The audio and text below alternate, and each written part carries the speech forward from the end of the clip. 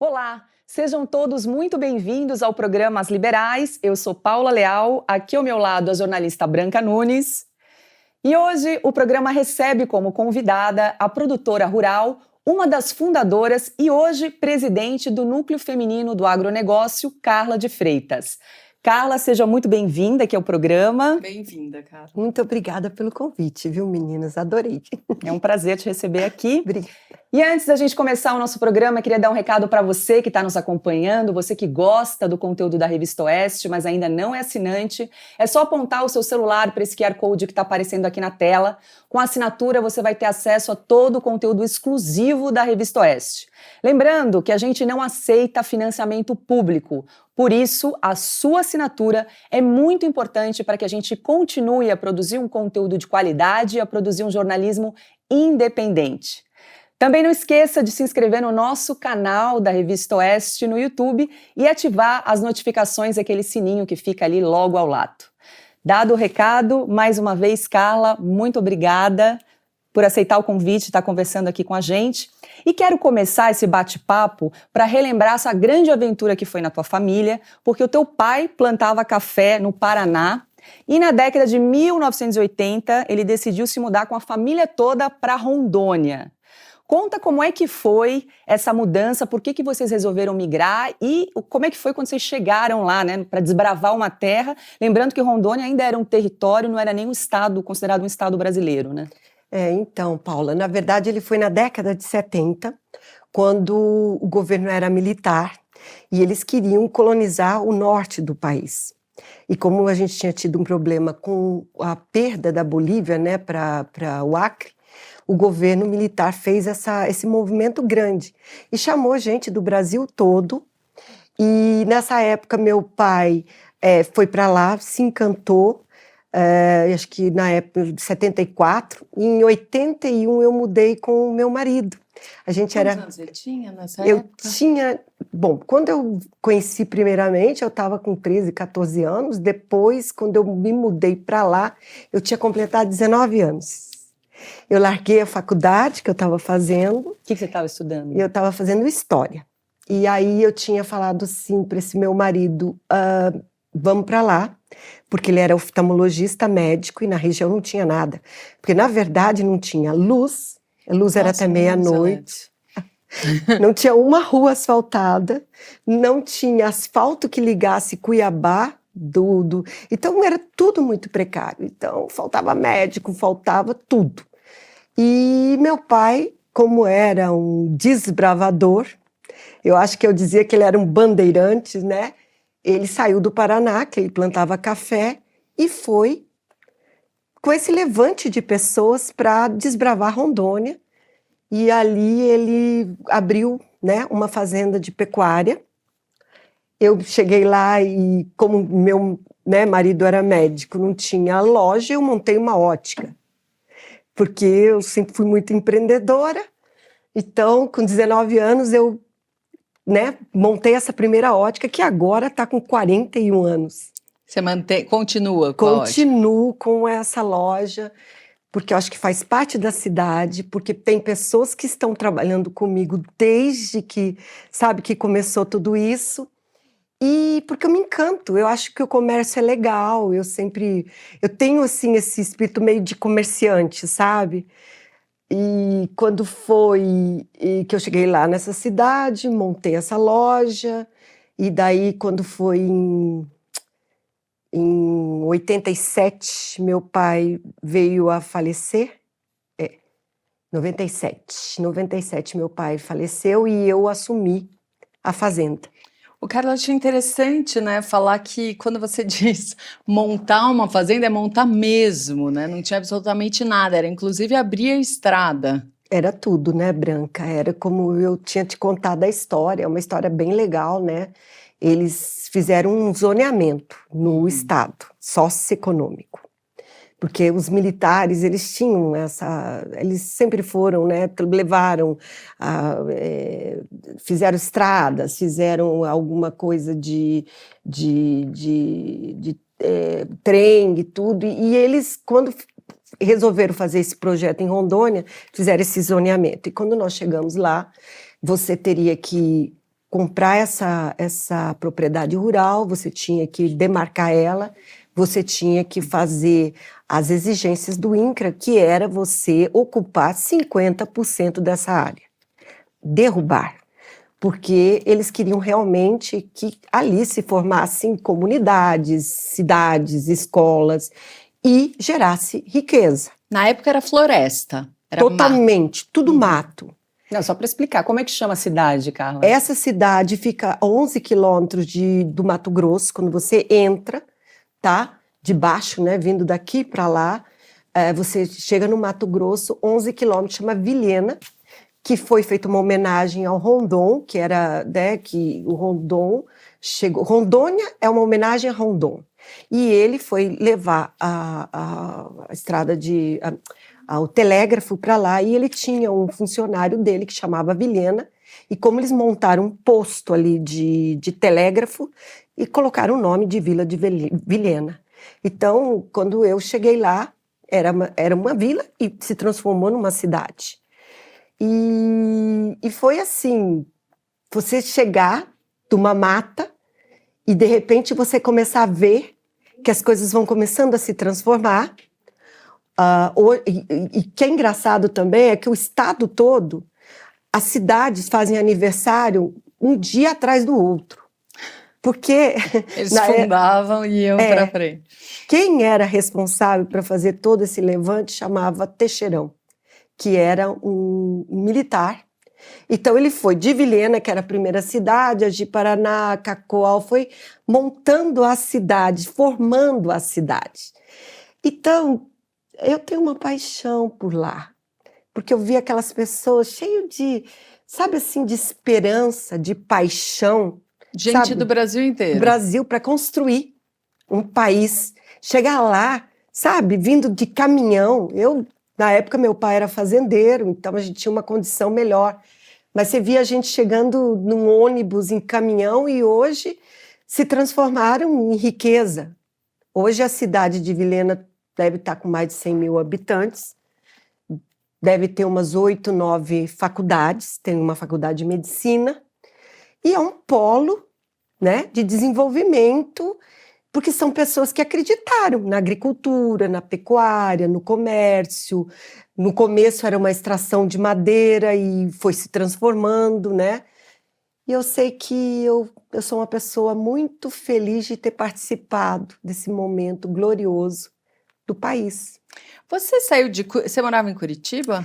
Não, na época que eu fui para lá, eu morei em São Paulo, depois eu fui para Campo Grande, depois eu morei em Cuiabá, e daí fui para Rondônia.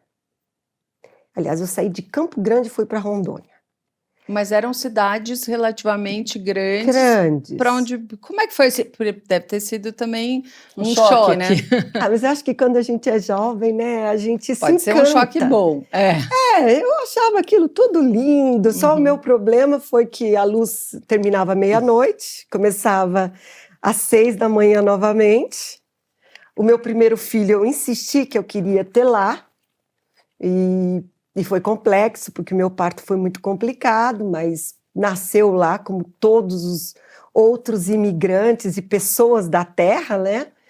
E eu sei que eu não sei se eu era tão jovem, tinha tantos sonhos e me ocupei em trabalhar, que eu fui muito feliz os anos que eu morei lá.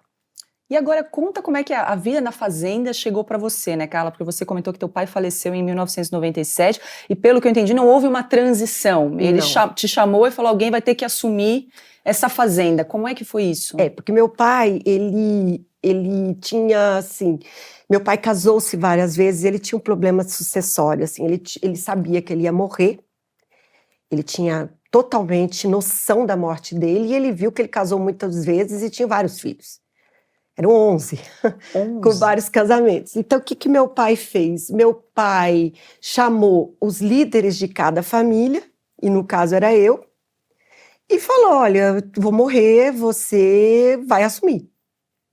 Ele te escolheu. Me escolheu porque como eu já estava como empresária há alguns anos, né, que eu cheguei em 81 e eu assumi isso em 97, né, eu já tinha alguns anos já como empresária, eu já não era uma pessoa mais crua, né, eu já tinha formado, na época eu estava quando meu pai me chamou para trabalhar, para ser a pessoa que ia cuidar dessas fazendas, eu já estava com 4 óticas na região. E estava com um projeto de expandir para o estado todo. E aí ele me chamou e falou, olha, você vai ter que assumir. Eu disse, ok. Uma fazenda deve ser como assumir uma casa, né? Porque você administrar uma casa é uma administração. Você administra pessoas que trabalham com a gente, os filhos, você administra o marido, você é uma administradora. Eu falei, depois, eu aprendi a cuidar da minha loja do nada, porque eu não tinha formação profissional, tá? Eu fui lá com 4 óticas, então superei, né? Eu falei, bom, então vai ser mudar de mercadoria, fazer uma equipe, mas foi um desafio, viu? Confesso para vocês que foi um desafio. Incrível, incrível. Agora, como que é? Quem está do lado de fora, né, vê o agro como um ambiente muito masculino. Ele é masculino? Como é que é ser mulher no agro? Foi difícil, entendeu, Branca? Porque na época mesmo que eu assumi, eu via assim que muito vizinho dava risada, achava que iam lá perguntar se eu queria vender, sabe? Eu disse, não. Tem mulheres sim que têm capacidade e que vão tocar. Na época mesmo, a minha mãe tinha separado do meu pai e ela assumiu a fazenda dela. E ela falou, você pode, claro. Então, foi muito complicado, Branca. Ainda existia pouquíssimas mulheres que estavam à frente. Elas sempre estavam atrás. Ou de um gerente, ou do marido, ou do pai, mas não mulheres que assumiam a gestão como eu assumi. Uhum. Tá? E foi um desses motivos, tá, que eu criei, né, fui a idealizadora junto com outras 2 amigas, o Núcleo Feminino do Agronegócio, exatamente porque você chegava naquele ambiente masculino, porque agora vocês imaginam, meninas, eu saí sem faculdade, sem experiência nenhuma do agronegócio, e o agronegócio é um negócio complexo, é uma cadeia que envolve vários segmentos, né, que é a pecuária, que é a agricultura, tem uma série de coisas e é complexo. Então, quando eu me vi frente a todo esse desafio, que era diferente de você ter uma ótica, eu fui procurar ajuda em faculdade, eu frequentava todos os congressos, os debates que tinha, porque eu falei, como será que é esse novo negócio, né? Fui lá bater porteira, fui ver como que era o dia a dia de uma fazenda. E eu sei que eu com essa experiência toda, tá? Eu via que quando você chegava na fazenda, que chegava um vendedor, alguma coisa, ele nunca se dirigia a mim, ou era para o meu marido, ou era para o gerente. Eles nunca achavam que uma mulher estava ali à frente daquilo. E foi aí que eu resolvi, quando eu cheguei aqui em São Paulo, né, que meus filhos vieram estudar, eu vim para cá e tive que abandonar a loja e vim ficar com meus filhos e tudo. Eu falei, bom, então agora eu vou montar esse núcleo para que a gente possa juntar mulheres gestora. Não porque tem muito da mulher, eu ajudo meu marido.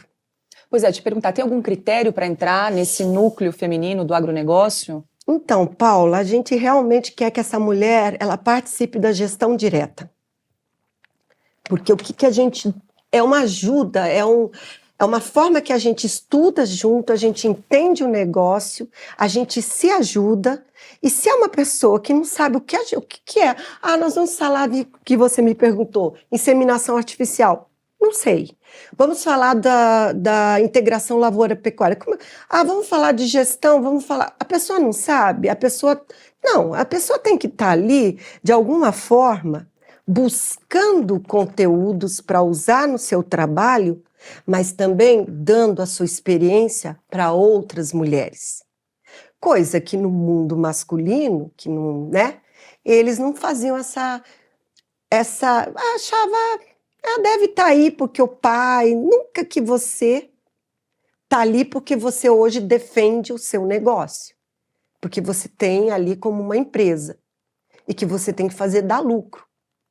Então, esse grupo foi formado exatamente visando essas coisas.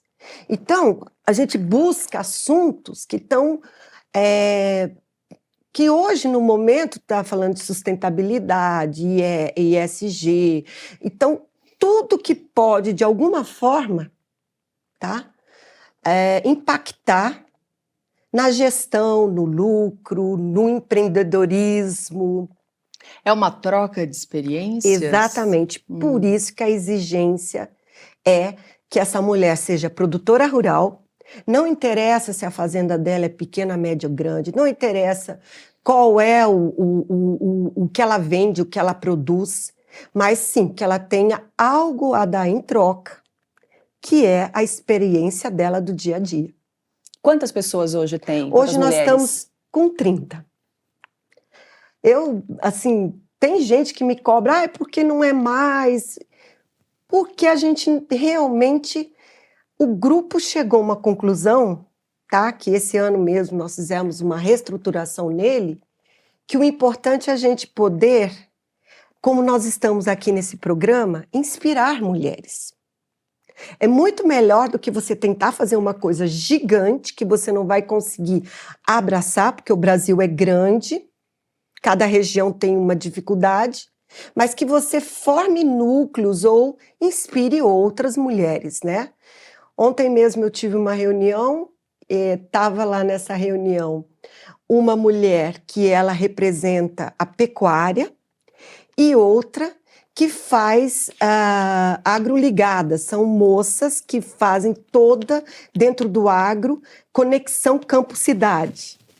Então você vê como que o agro ele é tão intenso, tem tanta, né, diferenças de agro. Tem a pequena proprietária, a grande, a média, aquele que produz gado, aquele que produz gado de elite, aquele que produz o grão, aquele que faz a inseminação, aquele que faz a... Então, quer dizer, existe um monte de agronegócios dentro do agro, né?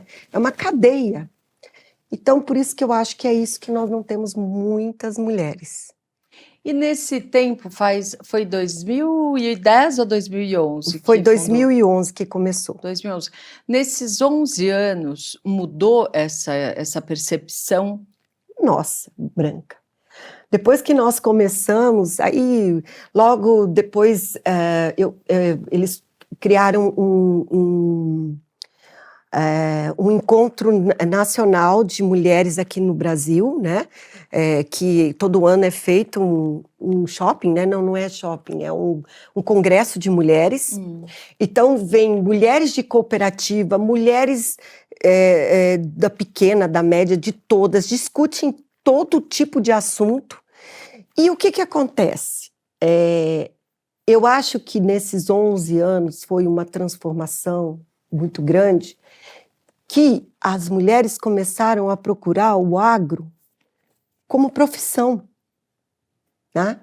Porque o que acontece? Mas tem poucas mulheres. Tem poucas mulheres porque as mulheres antigamente não escolhiam ser engenheiras agrônomas, veterinárias, né? As mulheres tinham outros tipos de profissão e como o agro hoje existiu uma revolução gigantesca tecnológica, a mulher começa a se encaixar, porque você não precisa da força bruta para estar hoje no agro. Um trator daquele gigante, você tira o sapato, entra no ar-condicionado, ele vem todo com computador. Então, existe uma mudança. Hoje, Você estava me perguntando sobre inseminação. É tão tecnológica, Paula, que eles fazem uma sincronização e que isso é tudo feito num dia só para facilitar a mão de obra. Isso uma mulher pode fazer. Hoje se coloca um boto na orelha de um animal e ele passa por um bastão e a leitura desse animal vai toda para o seu programa de computação. Então, hoje a mulher ela pode ser o que ela quiser dentro do agronegócio. E hoje todos os setores estão sentindo essas dificuldades, não só do agro, porque a educação era focada, ou você tem um curso superior, mal faziam esse curso de base, e cadê o técnico? Cadê esse técnico que essas pessoas precisam operar esse universo tecnológico? Você tem dificuldade para achar mão de obra lá? Muito. E não é no agro. Paula, Branca, hoje você não consegue mão de obra em quase nada. É só gente reclamando. Por quê? Porque nós não temos, aqui no Brasil nunca se deu atenção aos técnicos. E é uma coisa que o Brasil devia investir muito em educação. Mas é uma mão de obra qualificada que você precisa. Pois é, Paula, porque hoje qualquer coisa que você vai fazer, a pessoa tem que, no mínimo, saber operar um equipamento, equipamento, mandar um e-mail, sabe? É claro que eu vejo hoje no campo, os meus colaboradores mesmo, eles batem o ponto pelo celular. Olha só que coisa incrível, tá? Todos eles sabem operar um celular. Então, o que está acontecendo? As pessoas estão se familiarizando com isso e a tecnologia está entrando, facilitando a vida de todo mundo. Só que isso é muito treinamento, é muito custo. As pequenas propriedades rurais precisam se amparar. As cooperativas no Brasil, que é uma coisa também que o Brasil não tem a quantidade de cooperativas que seria necessário para cobrir um território tão grande, porque aí todo mundo consegue ter essa tecnologia que está chegando, porque é caro. E, Carla, você tocou num ponto, você falou sobre integração lavoura-pecuária. Exato. Porque o teu pai, quando saiu do Paraná, que plantava café, foi para Rondônia para criar gado. Isso. Né? Então, você herdou essa fazenda de gado. Gado. E aí, depois você começou com a lavoura. Explica, assim, para quem não é da área, o que é essa integração, rapidamente, integração lavoura-pecuária e como isso transformou o teu negócio, né? Nós temos hoje a Embrapa, que, graças a Deus, foi criado um órgão de governo mesmo, de Estado, não é de governo, certo?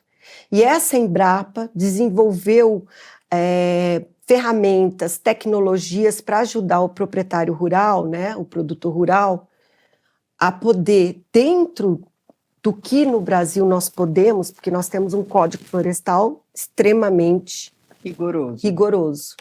E nós teríamos que produzir, entendeu? Com muito mais velocidade.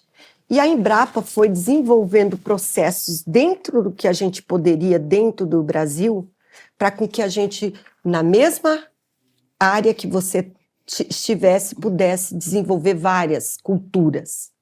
Então, é integração. Eu, quando estava lá com a pecuária, eu tinha uma área extensa, e colocava aquele gado, que ele ocupava pequenas, você não pode colocar, não era intensificado. A partir do momento que eu entro com a agricultura, nessa mesma área, tá? Eu consigo fazer um plantio de soja, um plantio de milho. Eu faço isso. Em outras regiões, as pessoas usam vários tipos de outras culturas. Amendoim, feijão, cebola, enfim. E aí você pode pôr o gado. Quer dizer, você faz com que essa propriedade rural, numa mesma propriedade, você possa criar funções, empregos, e isso traz um crescimento para a fazenda, um crescimento para a região, para os funcionários que têm que estar totalmente treinados, e é esse salto que o Brasil tem no agro hoje. Nós devemos isso tudo à Embrapa. E teu faturamento hoje é 50-50, lavoura pecuária? Não. Não, hoje a lavoura passou milhões de vezes o faturamento, tá?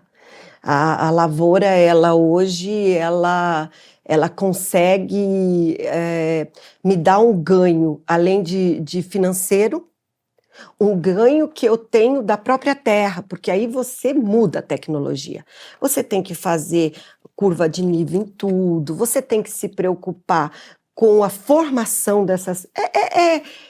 É como se a gente, sabe, fechasse uma porta, entrasse e abrisse num contexto totalmente diferente, sabe, Paula? Sabe? E quando eu comecei com isso, foi que eu contratei um grupo, uma empresa, e essa empresa era de gestão, porque eu me achava medíocre. Eu achava que pelo nível de terra que eu tinha que ter um aproveitamento e um ganho naquela terra maior. E a empresa foi lá e fez o levantamento de tudo e me apresentou essa sugestão. E a partir daí, eu abracei e as pessoas falavam, mas isso não vai dar certo, mas isso é muito... Tinha na região? Não. Tinha uma fazenda, que eu fui 2 fazendas, mas a maior parte das pessoas branca não conheciam, tudo é muito novo, as pessoas têm medo, porque realmente... E eu comecei na época arrendando a minha fazenda, esse pedaço que eu queria, porque eu não tinha know-how e eu tinha medo. Aí o meu filho do meio, né, o Guilherme, entrou comigo, ele era zootecnista, e ele se apaixonou perdidamente pela agricultura, e veio cheio de gás, e aí foi o casamento perfeito. E como que é morar? Porque hoje você mora em São Paulo. Eu moro aqui e lá. Ah, tá. Porque eu queria saber como é que era tocar a fazenda. Hoje dá para tocar à distância também? Sim, Branca. Eu conseguia, porque, na verdade, como é uma empresa, né, se fosse uma coisa mesmo, uma agricultura familiar, o seu trabalho, a sua mão de obra é importante. No caso, eu ficava com o gerenciamento, tinham pessoas ali, e agora, que nós ficamos ainda 2 anos e meio nessa pandemia, todo mundo faz reuniões online.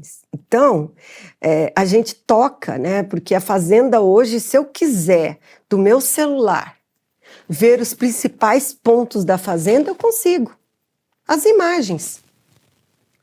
Então, a gente toca a fazenda como se fosse uma empresa, a gente faz um planejamento anual, a gente faz um controle mensal de que se está feito ou não está feito. Então, tem toda uma metodologia que faz que a Carla possa ficar um pouco aqui e um pouco lá.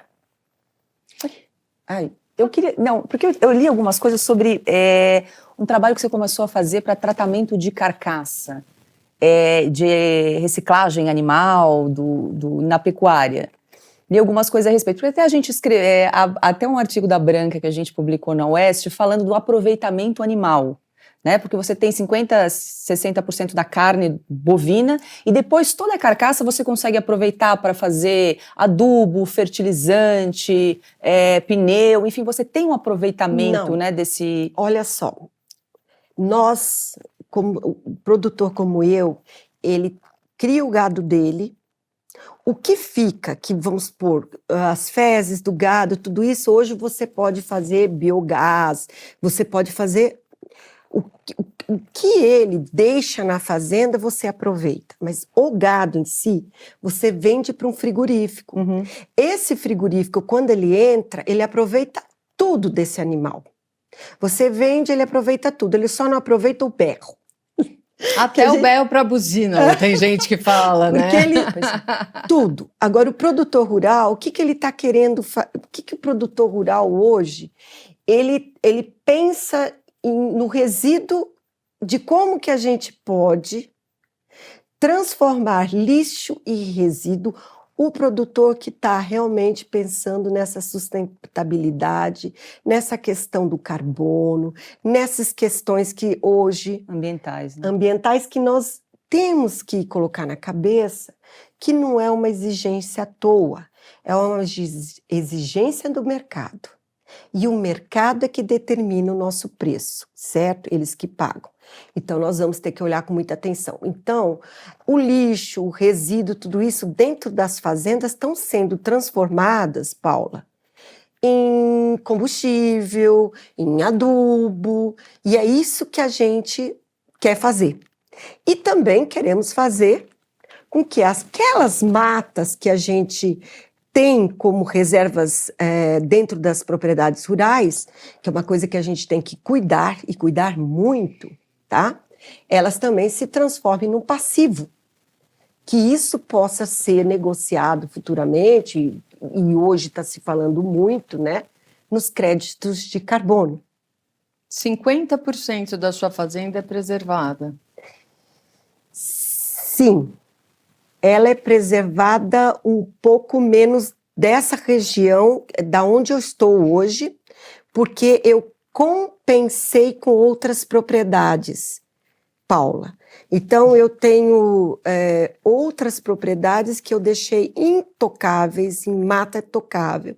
E ali, então, porque assim, tudo que a gente faz hoje, o produtor rural hoje, ele tem que ter o CAR, ele tem que estar preocupado com toda essa questão ambiental, porque se você não estiver com tudo perfeitamente, você não vende um grão de soja para ninguém e você não vende carne.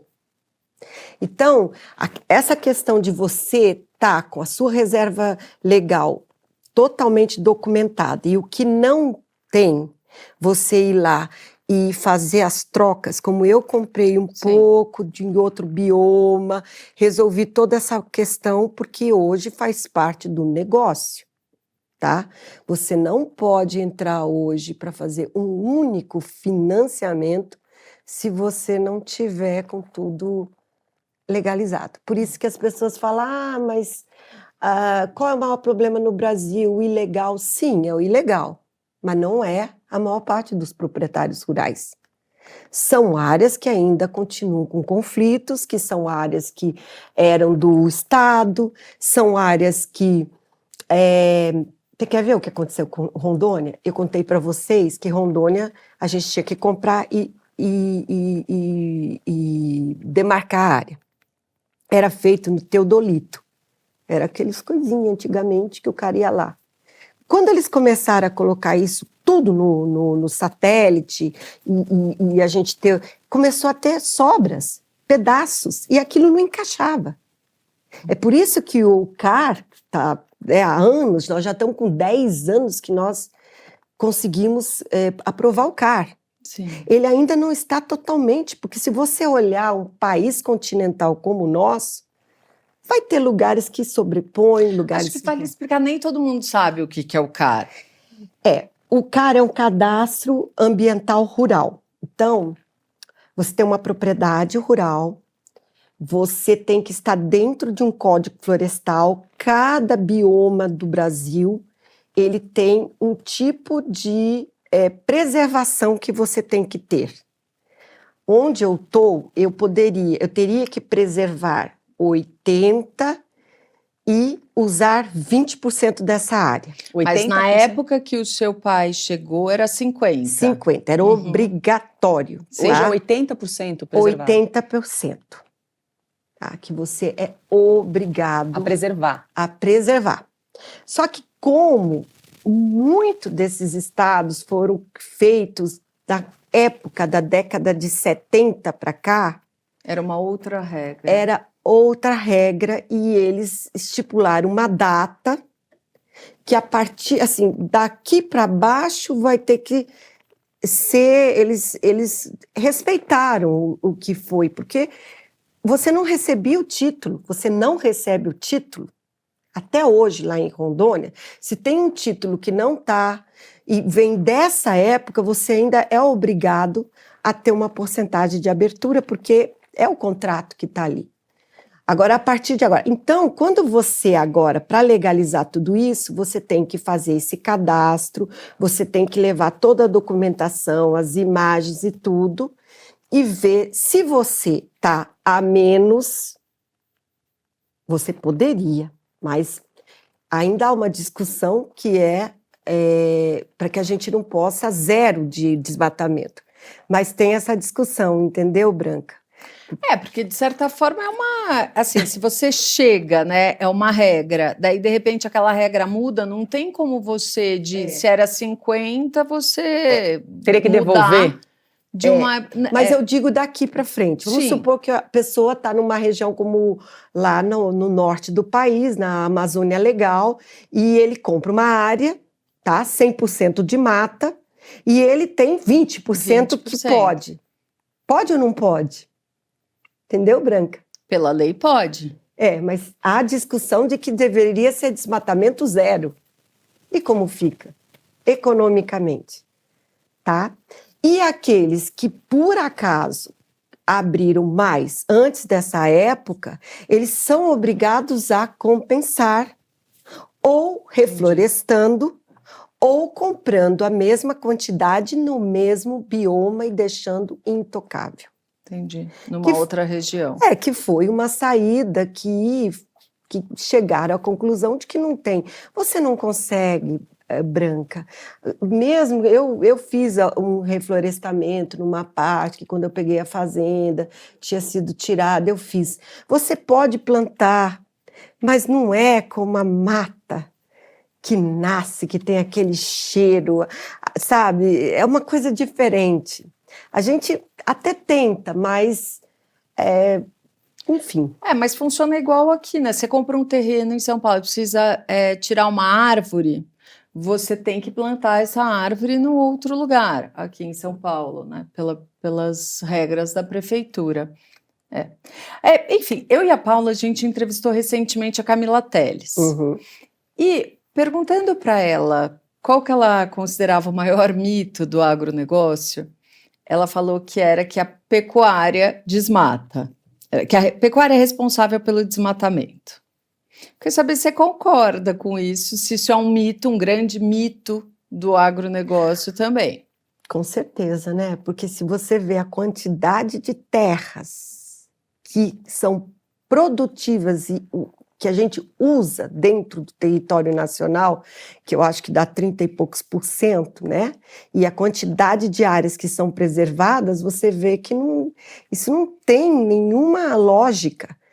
Eu viajo muito, sabe, Branca? E há muitos anos atrás, eu fui convidada pelo governo americano para conhecer universidades, fazendas e o gado Brahma, que aqui a gente usa o Nelore, e eu fui lá ver o Brahma. Eu chegava nas fazendas e falava, e qual é a sua reserva legal? O cara ficava olhando. Quanto que vocês... Não tem. Ah, vocês não têm?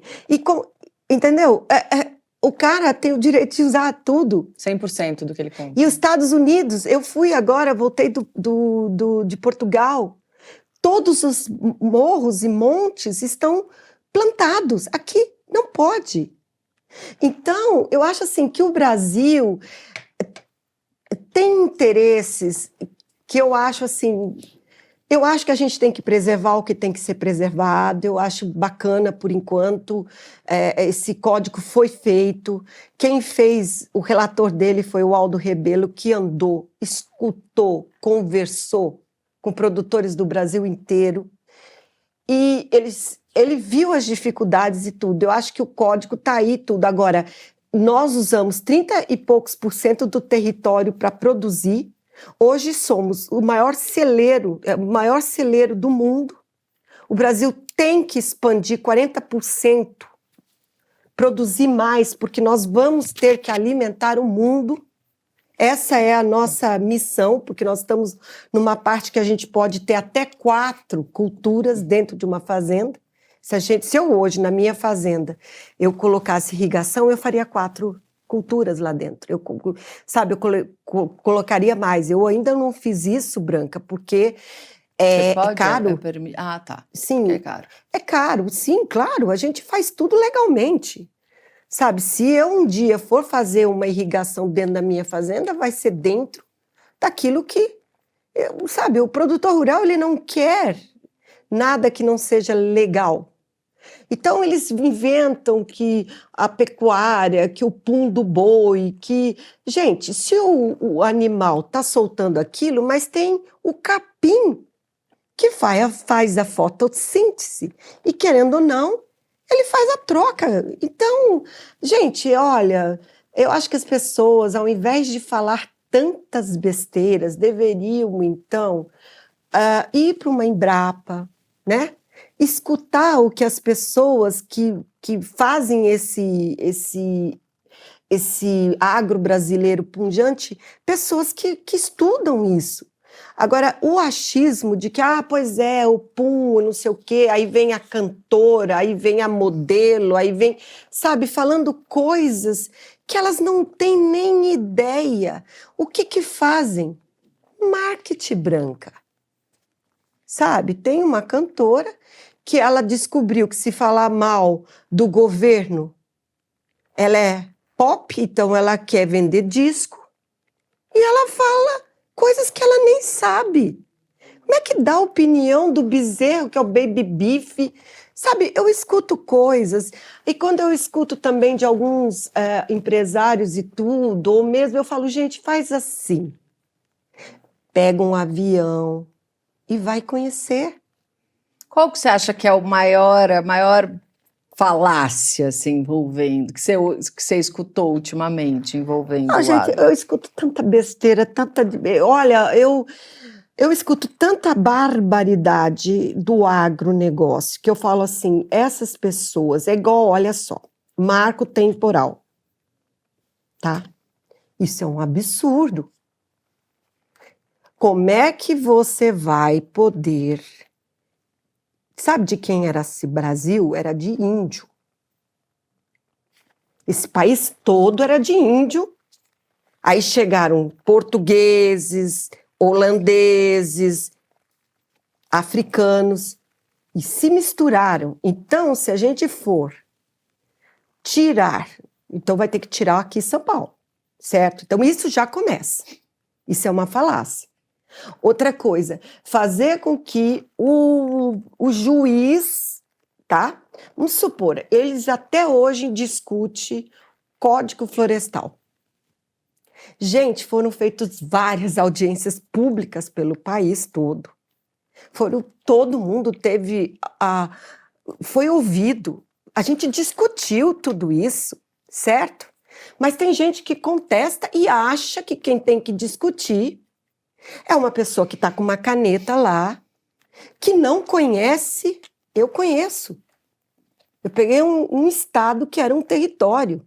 Eu posso dizer o que é desbravar o norte do país, sem luz, com malária, sabe? Eu tomava essa medicação que eles falam aí de Cloroquina. Covid, sim, para malária. Da malária. Isso, sabe, lá no norte ninguém está achando nada estranho, porque era o jeito de sobreviver. Agora o cara tá lá sentado, ele escuta que a atriz lá, que não sei o que falou, quer dizer, gente, então pega um avião, tá? Não vai ficar nesses hotéis 5 estrelas. Vai lá na casa do caboclo, que toma água do rio, que dorme na rede, que enfrenta a malária, que enfrenta a dificuldade de vir uma vacinação. Eu tive uma experiência incrível na minha vida, que um dos meus filhos, eu tenho 2 médicos, sabe, meninas, e um deles terminou a faculdade e foi servir o exército como tenente, segundo tenente, no Amazonas, em Tefé. E ele contou, mãe, quem toca isso tudo, quem cuida desse povo é o exército. Eles são semi-analfabetos. Mãe, para eu poder medicar um remédio, eu desenhava. Então, eu desenhava um peixinho e dizia, você toma depois de... Peixinho é a comida. Meu filho ficou 1 ano, se apaixonou de tal forma pelo Exército e pela Amazônia, que ele falou, eu vou voltar para Rondônia, meus filhos moram em Rondônia, tá? Amam lá, porque se sentem brasileiros, é lá que precisa de médico, é lá que precisa de professor, é lá que precisa, sabe? E aí vem os caras que não conhecem nada. Então, são essas as falácias. É esse o nosso problema. Eu acho que mais um, até desculpa te cortar, que você enfrenta é a questão agora tem essa onda do vegetarianismo, né, Carla? Várias empresas, grandes empresas fazendo campanhas, segunda sem carne, grandes brancos, marcas de cerveja, até o Papa Francisco já falou para reduzir a carne, né? Como é que o setor lida com essas campanhas e essa justificativa do bem-estar animal faz sentido para reduzir o consumo de carne? O bem-estar animal, eu acho que é uma coisa... Vamos tirar isso, tá? Vamos começar pelo bem-estar animal. Eu tenho uma amiga maravilhosa, Carmen Pérez, que abraçou. Eu acho assim, nós nascemos carnívoros. Eu tenho dentes e somos carnívoros, tá? Agora, não é porque eu vou pegar um animal, domesticar e comer, porque eu vou ser comida, tá? Meu organismo, vai existir uma outra cadeia que vai comer o que sobrar da Carla, tá? E tomara que isso vire um fertilizante para aqueles para aquelas plantinhas de mim, eu possa, de alguma forma, reverter isso que vai restar da Carla num outro ser. Mas nós somos carnívoros, ok? Agora, não é porque eu domestico que eu vou tratar esse animal com crueldade, tá? Na minha fazenda é proibido. Eu acho que qualquer pessoa consciente não aceita mais judiar de um cachorro, de um gato, e muito menos do animal que eu vou consumir.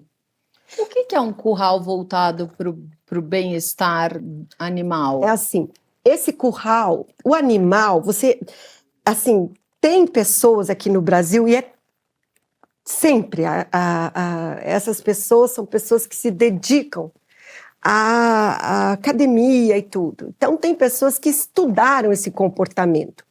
E foi a Carmen se inspirou no Matheus Paranhos, que é um professor da FUVEST, FUNESP, bom, enfim, eu não sei qual que é uma dessas faculdades bacanas, e que ele foi vendo o comportamento. Então, o animal, ele tem uma forma de olhar, ele enxerga, e todo o movimento que ele faz dentro do curral, se uma pessoa bate ou vem do lado, tudo isso estressa ele, faz com que ele tenha um comportamento agressivo, porque, na verdade, ele é domesticado.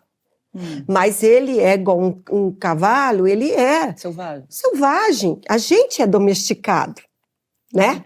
Então, quando eles pensarem em fazer esses currais, exatamente em lugares que esse animal entra com tranquilidade, em que as pessoas, que ele não, o campo de visão dele não atrapalha, não estressa ele, que não precise todo aquele... Porque quando você chega num curral antigamente, quando eu comecei, Branca, eles gritavam, eles batiam, aquilo foi me dando um mal-estar, porque não é porque esse animal vai... Dá um eco, né? Tem um eco. Não, imagina você ver um animal, eu vejo ele nascendo. Sabe, eu sou apaixonada por ele. Eu sei que eu vou comer ele, mas eu sempre penso, mas eu também, alguém vai me comer um dia, os bichinhos. Então, não é por isso que eu vou tratar mal. A questão do veganismo... É por isso o curral oval? Isso, porque ele é todo feito em concreto.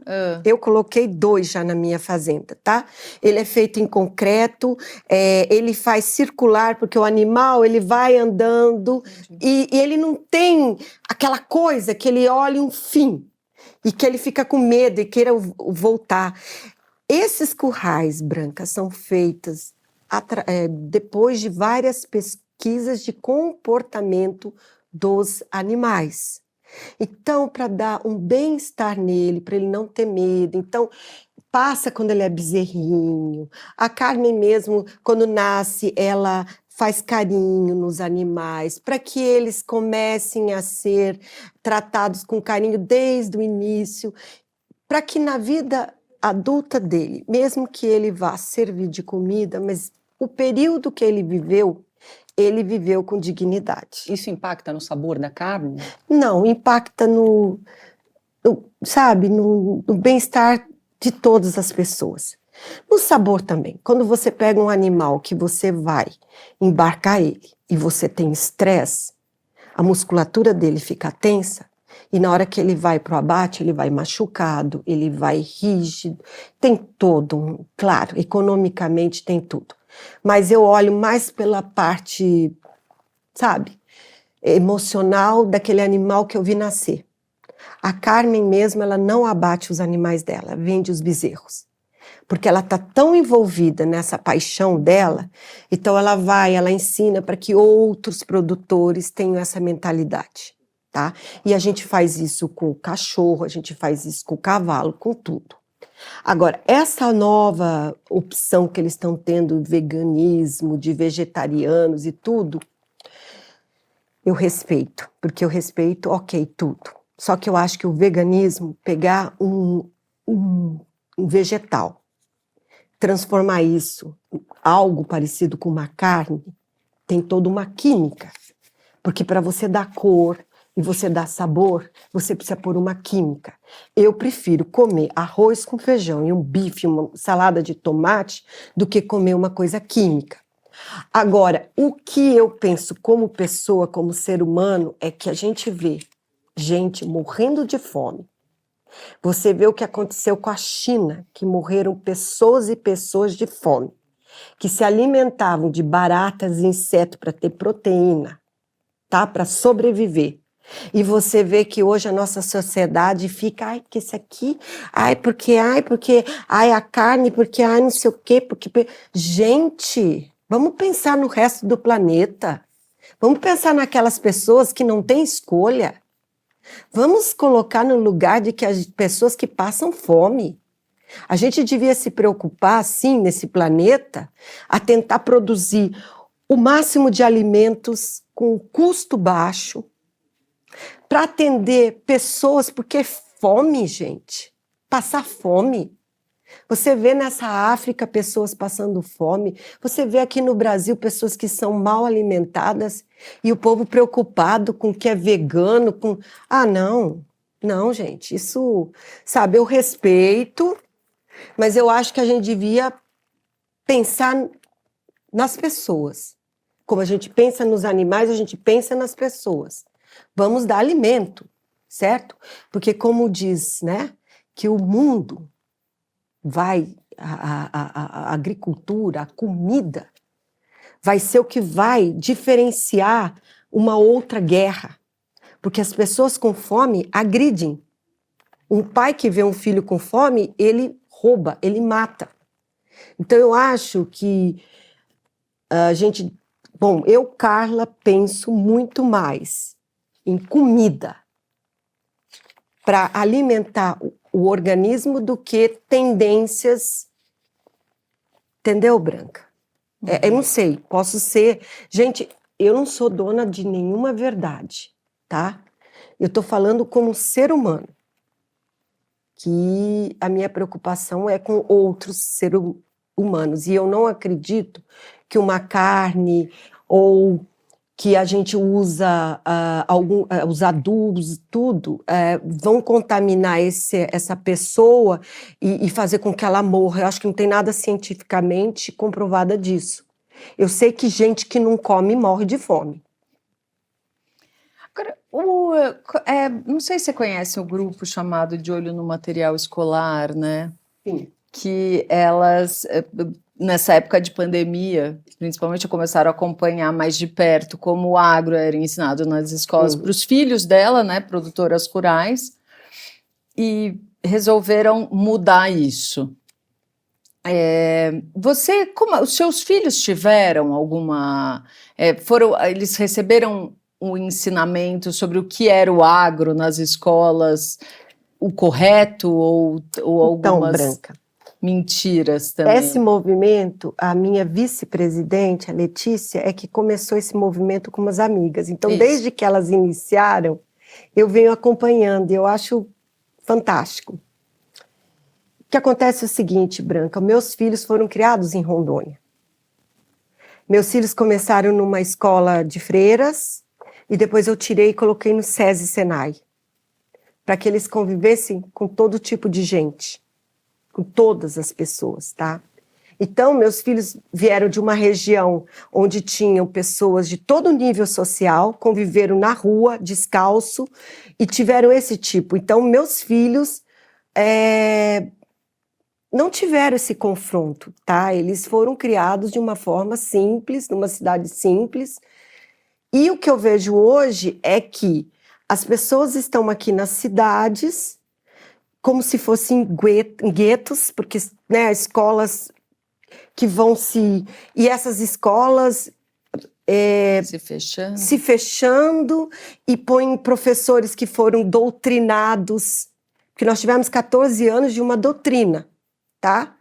E aí eles vêm com essa informação e essas crianças estão completamente sem saber a noção do que é a realidade. Eu vejo a fragilidade desses adolescentes hoje, que não sabem conviver com perdas, que não sabem distinguir o que é certo e errado mais, porque eles vivem em escolas super fechadas, ou então nas periferias, com a violência, e daí eles vão trabalhar, eles vão viver a vida do dia a dia e ver que não bate. Não está batendo. Sabe, Branca? Então, esse trabalho que essas meninas estão fazendo, de mostrar o agro como ele realmente é, e não como sendo uma doutrina, tá? Porque eu tenho escutado aqui que o agro é a pior coisa que acontece nesse país, que o agro é horroroso, só que hoje o PIB, o maior PIB é do agro, a indústria caiu pela metade. Por quê? Porque o agro não depende do governo. O agro, ele está se modernizando, está tecnológico, tá? E a indústria ficou ali à mercê de que precisasse. Você vê por que nós temos hoje poucos trens, né? Porque tinha uma indústria Sim. que focava no... Então nós estamos com sérios problemas, e o que virou com a indústria sucateada. Então o PIB hoje é por esses valentes que estão ali, e que a maior parte da população nas grandes cidades, porque lá onde eu moro, viu, Branca, as pessoas têm respeito pelo agro. Aqui não. Quando você fala, eu sou do agro, acho que você é milionário. Ah, você é do agro? Nossa, você é milionário. Sabe as dívidas que eu tenho para poder bancar toda a safra. E com uma coisa, não adianta você ser competente, tá? Você aqui, você tem, vamos supor, você tem uma indústria. Se você compra aquilo, você faz as continhas, tá? Produz, vende, ok. O agro não é assim. Você compra, só que tem o clima. E se não chove? E se chove demais? E, além de tudo, nós temos as questões do dólar, dos estoques mundiais. Então, então, a gente tem uns desafios que realmente a população desconhece. E como deixar essa comunicação melhor? A gente fala muito para dentro, sabe, Branca? Então. O produtor rural, ele fica sabe, nesses grupinhos falando, e é o que eu falei para você. O trabalho que a Carmen Pérez faz, tá? Ela está gastando do dinheiro dela, do bolso dela, para mostrar que existe um agro humano, tecnológico, e ela está fazendo uns vídeos e mostrando. A gente precisa mostrar, mas não achando que você tem que atingir. Não, a gente tem que mostrar com a simplicidade que o agro é. Investir. Agora as empresas não investem. Eu vi gente criando campanhas e que não vai para frente. Você viu uma campanha que era o agro... tinha uma campanha que eles começaram a fazer tudo. as grandes indústrias não dão o dinheiro. Vocês aqui, eu assino a revista de vocês. Porque se não tiver gente que acreditar e colocar o dinheiro, essa tipo de revista vai acabar. Porque se depender de governo, vocês vão ter que escrever o que o governo quer, impõe na época. Certo? Uhum. O agro, ele não tem ainda uma linguagem simples e que as pessoas apostem nele. Eu acho que é isso. E eu devo ser culpada também. Eu devia gritar mais. Carla, a gente está chegando aqui ao final do programa. Só para te perguntar, dos teus 3 filhos, você tem um hoje que toca a fazenda com você. Como é que você imagina o futuro da tua fazenda? Eu cada dia fico mais feliz. Cada dia que eu chego na fazenda, eu quero criar novos projetos. E eu acho que vai, sabe, eu acredito muito que a gente ainda vai aumentar mais a produtividade, que a gente vai poder treinar mais pessoas, que a gente vai poder ser mais sustentável. Os tripés, né? Econômico, social e ecológico, né? Então, eu acredito que a minha fazenda tem um potencial grande porque eu acredito neste país. Este país tem uma missão, que é produzir alimento para o mundo. E essa realidade é que eu acredito e passo para os meus filhos, para os meus netos e para as pessoas que trabalham comigo. Isso aqui não é um status, é uma missão. Tá? O produtor rural, ele tem missão. Você pensa que a gente fica preocupado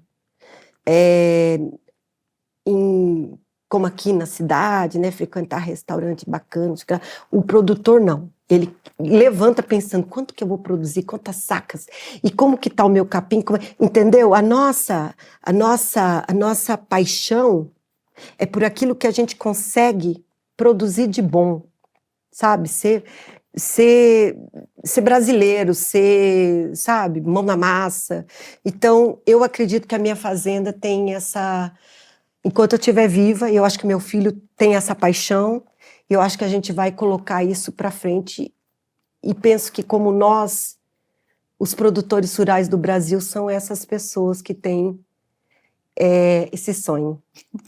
Então, para encerrar, eu queria uma curiosidadezinha. O que você mais gosta de fazer quando você está na fazenda e na cidade? Na fazenda, primeiro que eu gosto de olhar tudo, eu gosto que meus olhos, cada cantinho. Aí quando eu chego em casa, cansada, suja, suada, eu sento, ponho meu chinelo havaiana, pego a minha pinga, fico vendo o pôr do sol, escutando as maritacas. Essa é a minha paixão. E aqui na cidade, o que eu gosto na cidade? Eu gosto desse grupo de pessoas que eu formei, tá? Que para mim é importantíssimo. Gosto de ter tantas informações que eu já fiz curso de tudo que você possa imaginar, tá? Porque eu quero aprender, eu quero escutar pessoas, tá? Então, na cidade eu gosto dessa informação, dessas pessoas que eu convivo, de andar aqui nessa Paulista, no meio da Paulista, que ninguém sabe quem você é. É igual na praia, né? Uhum. Que você é mais um. Então é isso que eu gosto. Legal. Bom, a gente chegou ao fim do programa. Queria agradecer muito a presença da Carla. Foi um prazer te ouvir. Obrigada, viu, Carla? Foi mais uma aula de aproximação do campo-cidade, né? A gente está aprendendo aqui. Muito obrigada. Espero ter colaborado. Não sei se falei demais. Não, foi ótimo. Bom, é você que nos acompanha, muito obrigada pela sua companhia, espero que você tenha gostado do programa e a gente se vê na próxima semana, você tem um encontro marcado com a gente aqui nas Liberais, toda terça-feira às 20h30 no canal da Revista Oeste no YouTube. Não esqueça de assinar e também de se inscrever no nosso canal. Obrigada e até a próxima semana.